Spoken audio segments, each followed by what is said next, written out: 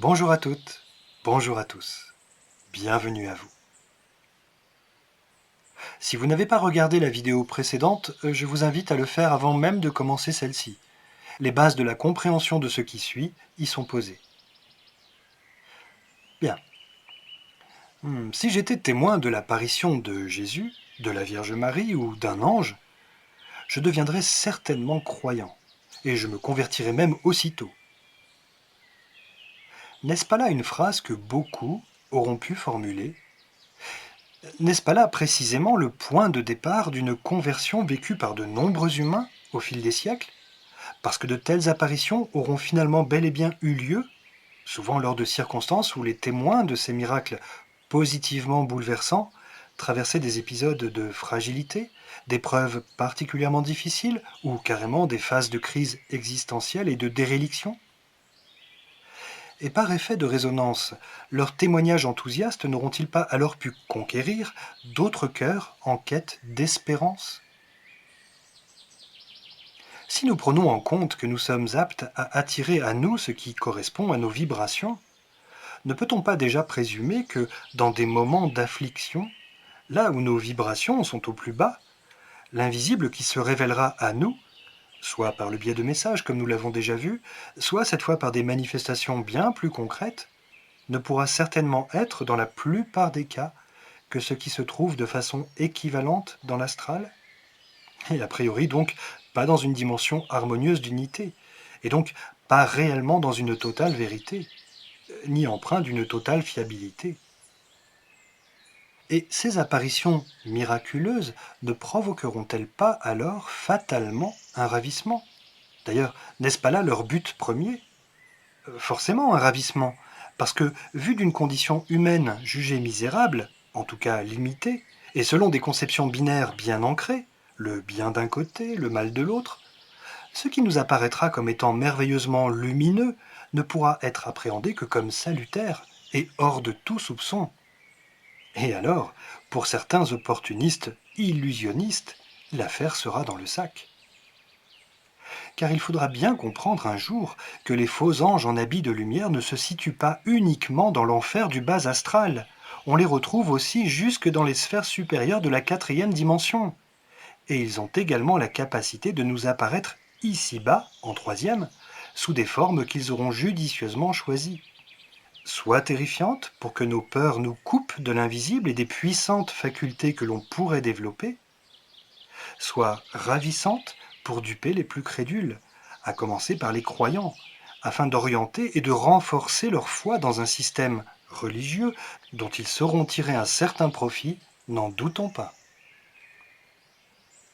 On pourra dire également qu'ils sont les premiers à pouvoir intercéder, mais comme en réalité ils n'ont que faire de l'amour inconditionnel, ce sera toujours avec une contrepartie, d'abord astrale, dont on n'aura malheureusement pas toujours conscience. Et c'est d'ailleurs de là que provient la notion de pacte avec le diable. Et vous savez, bien des gens refusent catégoriquement, et à raison, de vendre leur âme au diable, sans même se rendre compte que, par ailleurs pourtant, ils la lui offrent sur un plateau. Non pas d'argent, mais d'or. À commencer par les croyants qui, pleins de ferveur et de soumission, la confient à Dieu sait qui. Parce qu'ils ne connaissent pas la carte du ciel, et qu'ils ne sont pas à même de pouvoir discerner ce qui, au ciel, est corrompu et ce qui ne l'est pas. Et c'est précisément de ce manque de discernement et de cette ignorance que ces faux anges en habits de lumière vont pouvoir profiter pour récupérer à leur avantage les témoignages d'allégeance des humains inconsidérément crédules. Pour prendre un exemple parmi tant d'autres, il sera crucial et salutaire de prendre conscience que n'importe quel opportuniste de l'astral pourra par exemple s'arroger le titre de Jésus et ainsi établir une connexion avec un croyant qui, plein de bonne foi et de déférence, formulera inlassablement dans son quotidien « Jésus, je suis à toi ». Vous mesurez les conséquences que cette phrase peut avoir? Les conséquences qu'elle a déjà, et à grande échelle. Toute cette affaire astrale, je vous l'accorde, est absolument déloyale, mais c'est ainsi. Et sur ce point, aucune religion n'y échappe. Aucune.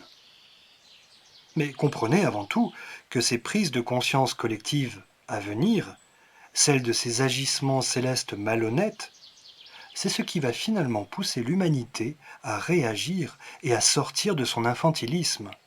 C'est ce qui va lui permettre de se tourner enfin vers l'élaboration de sa propre maturité.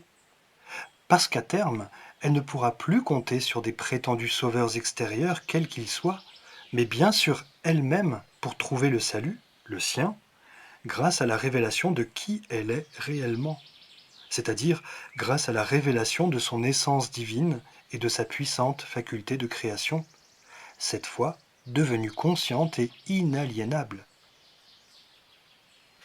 Pour l'heure, parmi celles et ceux qui font l'objet de telles séductions astrales, et qui sont même enviés pour cela, on ne compte pas que des athées sollicités, ni même des croyants déjà conquis. On retrouve un ravissement identique chez de nombreux adeptes de la spiritualité, et donc, par répercussion, chez de nombreux êtres humains qui se découvrent une sensibilité particulière à la suite de leur réveil et qui cherchent des réponses plus subtiles que celles que proposent les religions ou la philosophie, par exemple. Chez certains êtres humains déjà aguerris à la spiritualité, on peut entendre d'eux qu'ils situent ce qu'ils appellent les célestes, les galactiques par exemple, et même un prétendu Jésus, dans les très hautes sphères de la hiérarchie astrale, leur accordant au passage une confiance aveuglément indéfectible. Est-ce bien raisonnable? Parce que, comme je vous l'ai déjà expliqué, tout ce qui a attrait à l'astral est plus ou moins corrompu, et des êtres se faisant passer pour de bienveillants guides de l'humanité y séjournent, cherchant à la séduire subtilement, afin de mieux la garder sous leur coupe, terrestre et astrale. Ce n'est pas parce que nous sortons à peine d'un système humain bâti sur de fausses croyances aliénantes que ce même système ne continuera pas à persister, cette fois de manière plus subtile, dans l'invisible astral. Je vous ai dit que ces êtres célestes, opportunistes, étaient parfaitement conscients du phénomène ascensionnel auquel de plus en plus d'êtres humains, de plus en plus sensibles et de plus en plus intuitifs, participaient, bien qu'encore immatures dans la connaissance de ce nouveau paradigme qu'ils découvraient. Certes, sur la Terre, une grande partie des pièges qui étaient tendus aux humains au cours de leur évolution aura été mise au grand jour. Mais avant de pouvoir accéder à une dimension d'unité, il reste encore à traverser la quatrième dimension, et ses pièges, bien plus fins encore. Et je le répète, en tant que passeur d'âme, le ravissement terrestre préfigure un ravissement dans l'astral. En effet, nous sommes préparés et conditionnés depuis la Terre, avec les religions, les spiritualités et bon nombre de courants de pensée, pour adhérer à un système qui entend nous cueillir et nous garder captifs, quoi qu'il en soit, et quoi qu'il en coûte, dans ce que l'on appelle la matrice.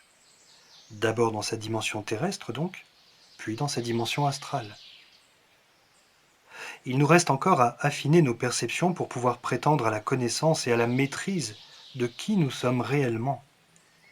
Le temps des révélations ne se situe pas uniquement dans cette dimension terrestre, il va de pair avec la dimension astrale, tout aussi perturbée, tout aussi illusoire. Et plutôt que de craindre ou de chercher à fuir ces êtres célestes infernaux, ainsi que leurs messages, leurs apparitions intempestives et leurs innombrables tours d'illusionnistes, il est dorénavant question de les confondre franchement, en tenant compte que c'est bien nous, humains, qui avons non seulement toute la légitimité, mais également toute la puissance du cœur, et que toutes deux l'emportent invariablement sur eux, aussi bien en quatrième qu'en troisième dimension. À partir du moment où la peur, les sentiments d'infériorité et les postures victimaires ne font plus partie de nos conceptions. Et ce n'est certainement pas parce que nous évoluons dans une dimension que nous jugeons bien maladroitement inférieure à la leur que nous ne pouvons pas exiger d'être respectés d'eux et de ne pas en être inquiétés.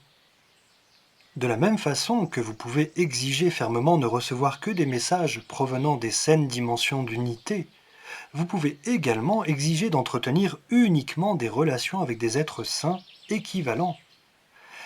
Et dans le cas où vous assisteriez à l'apparition d'un être céleste, vous pouvez tout autant exiger de lui qu'il se manifeste uniquement tel qu'il est réellement, sous son apparence originelle, afin de savoir à qui vous avez vraiment affaire.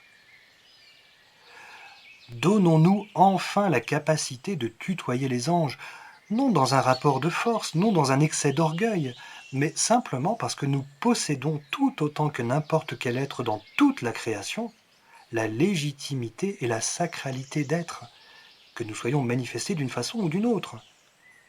Et alors, de ce point de vue, le respect et la considération ne peuvent qu'être mutuels et réciproques. C'est cela aussi parvenir à la maturité de l'être. Pour l'heure, avant que cette maturité ne devienne collective, c'est à chacun de nous, en tant qu'éclaireur, qu'il revient d'ouvrir le chemin. Ce n'est pas parce que nous avons à sortir péniblement de l'illusion que nous devons nous considérer comme des moins que rien, des pécheurs et des ignorants, dans un excès d'humilité qui nous était devenu fatal. Bien au contraire, c'est là un défi éminemment courageux que nous avons choisi de relever, et que nous réussirons. Nous avons le droit absolu, sans vanité ni orgueil, de nous considérer d'emblée comme des êtres magnifiques et valeureux, des êtres qui ont osé réaliser ce que d'autres, au sein même des dimensions d'unité, n'ont pas osé réaliser. Soyons-en bien conscients. À bientôt. Prenez soin de vous, de votre être véritable et glorieux. Le monde en a profondément et plus que jamais besoin. Et n'oubliez pas, nous irons ensemble vers l'unité retrouvée sur la Terre. Et personne, je dis bien personne, ne pourra s'y opposer.